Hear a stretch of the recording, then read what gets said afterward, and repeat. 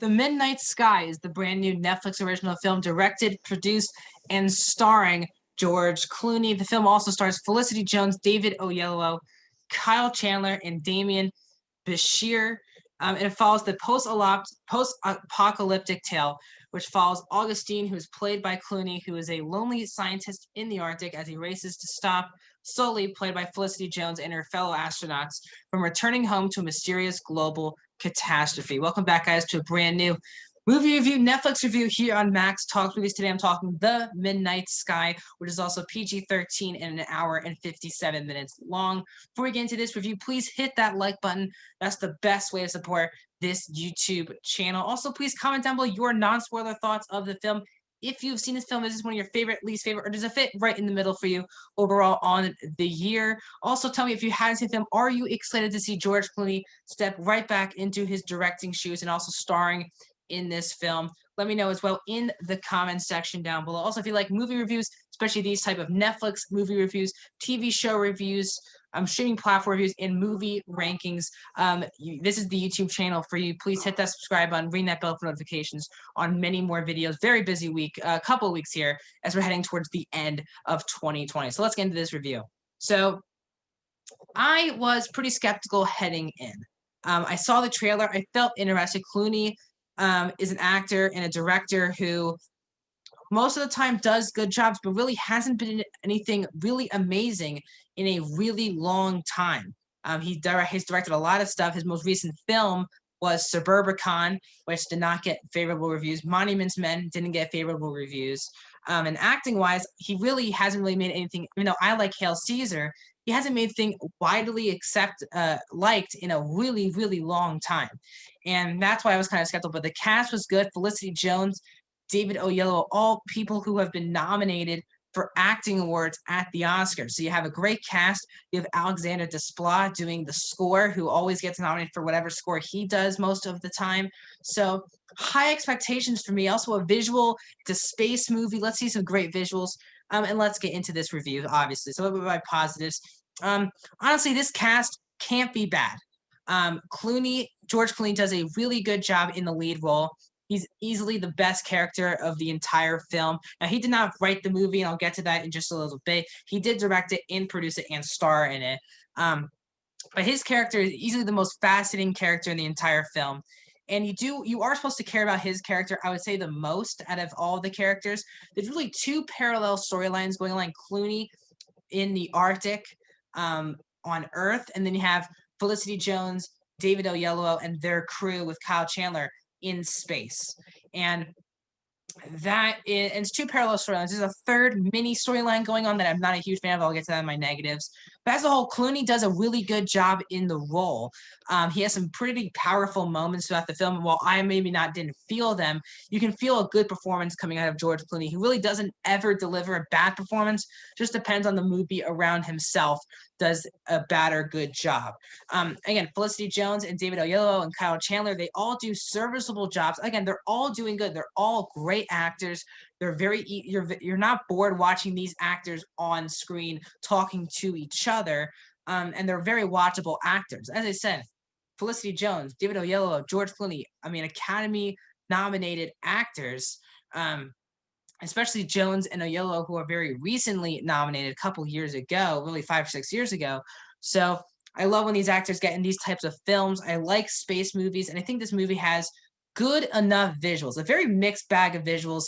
Most of them are somewhat great, in my opinion. I do think that if anything from this movie will be nominated, it'll either be Desplat's really good score and the visual effects, even though I do have plenty of issues with the visual effects, which I'll get to in my negatives as well. But Desplat's score actually does elevate the film, especially in the first act. Does a really good job with the score in the first act of the film. And again, the visuals are good. When they're in space, it does look very good. And the Arctic area where Clooney is does feel very authentic, feels very real. And I did like the grittiness of his character throughout the film as well. So those are my main positives. Also, he does a fine job directing the film. That certainly isn't the main issue I have with the movie. He does a very good job directing it. It's very well acted by Academy Award level actors. Really good cast. And let's get into my negatives. So This movie has not a great script, and that is not Clooney's responsibility. He is not the writer of the script. Um, this movie at times feels very generic with the idea of a space movie, and also there's literally no characterization for maybe any of the characters in the movie. Clooney probably has the biggest arc in the film, but when they're trying to give you that emotional punch in the third act and the ending, the big ending of the movie, I didn't feel anything. I felt very meh about the ending of the movie. I just felt I was there. I was actually quite bored during this movie, especially in the middle of the movie, because again, you're kind of going back and forth between the people on space and George Clooney on Earth. But at times you're missing the crew for a good chunk of time, and then you're missing Clooney for chunks of time. Really, Clooney is barely in the last 30, 45 minutes of the movie, and he's the main character. And I think that the movie definitely misses on that. There are some big character stuff that happens again, really, it's a big third act. A lot of stuff happens, and I didn't feel any emotion. None of the characters, you don't care about any of the characters in the movie. And while it might look great and it's very well acted, the dialogue that's being discussed doesn't really isn't really that groundbreaking at all. And the story itself thinks it's way more fascinating and than it actually is. And I've seen a lot of movies like this already this year where again, I'm fine with it taking itself seriously. It's a space movie. I'm fine with that. But when you think your story's this good and it's not, it really hurts the film. And you can tell this movie really thinks it's this epic space movie. There isn't really a lot of action, which I'm fine with. I'm not asking for a lot of action.